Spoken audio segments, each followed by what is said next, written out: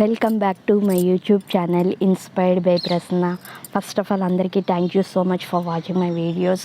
And చాలామంది like చేస్తున్నారు, share చేస్తున్నారు, చాలామంది కామెంట్స్ పెడుతున్నారు. Thank you everyone for your valuable support. ఈరోజు ఒక వాల్యుబుల్ స్టోరీ, ఆ స్టోరీ నుంచి మనం ఎంతో మంచి విషయం నేర్చుకోవచ్చు. అది నేను ఒక బుక్లో చదివాను. I think it's a real incident అని నా ఇన్నర్ ఒపీనియన్. సో అది మీ అందరికీ షేర్ చేయడానికి వీడియో రికార్డ్ చేస్తున్నాను. ఆ స్టోరీ ఏంటి అంటే, ఒక వ్యక్తి ఉన్నారు, ఆయన పేరు ఆనందరావు. ఆయన నిజంగానే ఆయన పేరులో ఎలా అయితే హ్యాపీనెస్ ఉందో, ఆయన ప్రతి విషయాన్ని కూడా చాలా పాజిటివ్గా తీసుకుంటూ చాలా హ్యాపీగా లైఫ్ లీడ్ చేస్తున్నారు. ఆయన ఒక బ్యాంక్లో ఒక employee, one of the employee. So ఆయన లైఫ్లో ఒక ఇన్సిడెంట్ జరిగింది. ఏంటి అంటే, ఆయన ఆ ఇన్సిడెంట్ ఏంటి అన్నది లాస్ట్లో ఎక్స్ప్లెయిన్ చేస్తాను.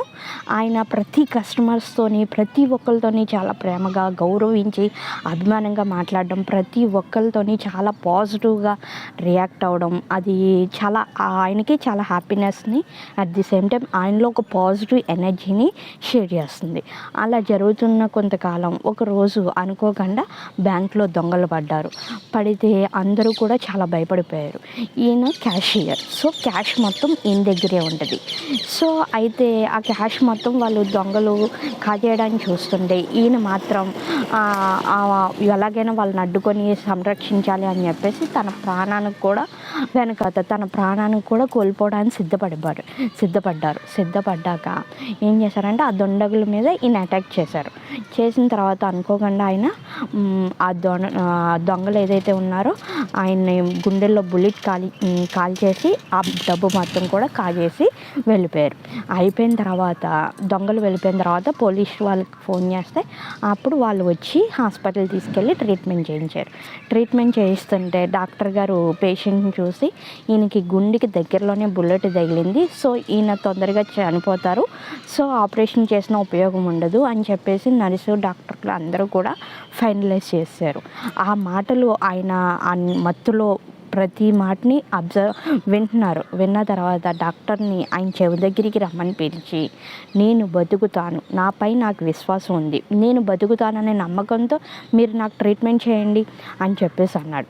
సరే అయితే అని చెప్పేసి ఆ డాక్టర్ కూడా ట్రీట్మెంట్ చేసిన తర్వాత ఆయన అందరూ ఆశ్చర్యపోయారు. ఎందుకంటే చనిపోతారు అనుకున్న మనిషి బతికి, నేను చాలా బాగున్నాను రా, చాలా హ్యాపీగా ఉన్నాను అని చెప్పి ఆయన దగ్గరికి వచ్చి ప్రతి ఒక్కరు ఆయన పరామర్శిస్తుంది. ఈయన నేను బాగానే ఉన్నాను, ఐఎమ్ సో హ్యాపీ, ఎందుకంటే భగవంతుడి దయ వల్ల నేను బతికాను అని చెప్పేసి చాలా ప్రౌడ్గా, చాలా హ్యాపీగా అందరికీ చెప్తుంటే అందరిలో ఒక ఆయన క్లోజ్ ఫ్రెండ్, ఆయన కొలీగ్ అయితే, వరే ఇంత సిచ్యువేషన్ వచ్చింది కదా, నీకు భయం వేయలేదా అని చెప్పేసి అన్నారు.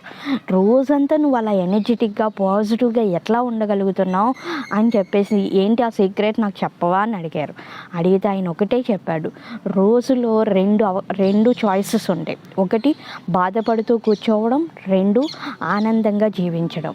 నేను ఫస్ట్ దాన్ని వదిలేసి సెకండ్ ఆపర్చునిటీని తీసుకున్నాను. ఏంటి అంటే, రోజు ఆనందంగా ఉండటం వల్ల నా పక్కన ఉన్న ప్రపంచం కూడా నాకు చాలా హ్యాపీగా కనిపిస్తుంది.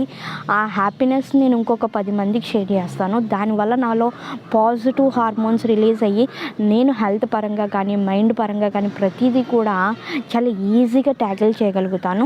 సో అది నాకు చాలా పాజిటివ్ ఎనర్జీని ఇస్తుంది. అది నేను ఆల్మోస్ట్ ఒక 21 days ట్రై చేశాను. సో అది నాకు చాలా మంచిగా అనిపించింది. సో అదే నేను ఫాలో అవుతున్నాను ఎవ్రీడే. నేను 2 విషయాలు ఆలోచిస్తాను. ఒకటి, బాధపడుతూ నిన్నటి గురించి ఆలోచించడం లేదు, ఆనందంతో ఈరోజు ముందడుగు వేయడం. ఈ రెండిట్లో ఏది కరెక్ట్ అంటే, నా మనసు second point is correct for your self అని చెప్పింది. సో అదే నేను ఇంప్లిమెంటేషన్ చేశాను అని చెప్పేసి అన్నాడు.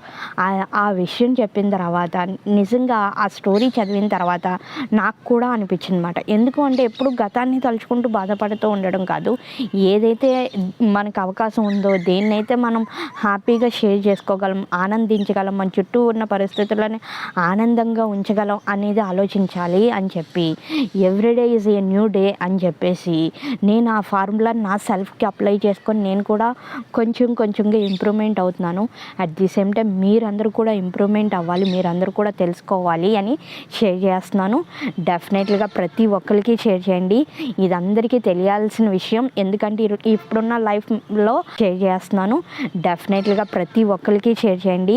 ఇది అందరికీ తెలియాల్సిన విషయం, ఎందుకంటే ఇప్పుడున్న లైఫ్లో అందరూ కూడా అంటే మెకానికల్ ఆఫ్ లైఫ్ అలవాటు అయిపోయింది.